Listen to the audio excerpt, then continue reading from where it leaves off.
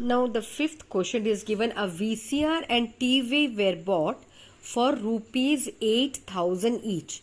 That means the cost of VCR is also 8,000, cost of TV is also 8,000. So the total cost is 8,000 into 2, that is 16,000.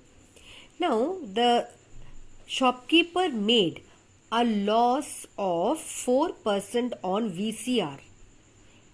That means while selling, he had a loss on selling VCR and a profit of 8% on TV. Now we have to find whether he had gain or loss, and if there is a gain, we have to find the gain percentage. If it is a loss, then also we have to find the loss percentage. Now CP of VCR is equal to 8,000. Therefore, amount loss, because he had a loss of 4%. So what is that amount that we have to find? So loss will be equals to 4% of rupees 8,000. So 4% means 4 by 100 into 8,000. So these two zeros got cancelled. 4 into 80 is 320.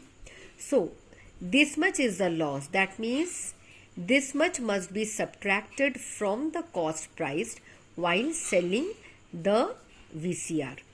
So the SP will be equals to 8,000 minus 320.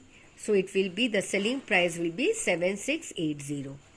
Now one thing you have to keep in mind, that since CP is given to us, therefore loss percent or the gain percent we can find. That is the loss amount and gain amount we can find when CP is given to us directly. Yes, now, so selling price when VCR is sold is 7,680. Similarly, cost price of the TV is also rupees 8,000. The profit percentage is 8%. So what is that profit amount? The profit amount is 8% of 8,000. So 8 by 100 into 8,000. So 0 got cancelled. 8 into 80 is 8 8s are 64, 640. Now he had a gain when he sold TV. So the selling price will be the cost price plus the profit. So 8,000 plus 640. So the selling price is 8,640. Now total CP. Now we have to check whether it is a loss or gain in the whole transaction. So for that we must know what is the selling price after selling both the items, VCR and the TV, and the cost price of both TV and the VCR.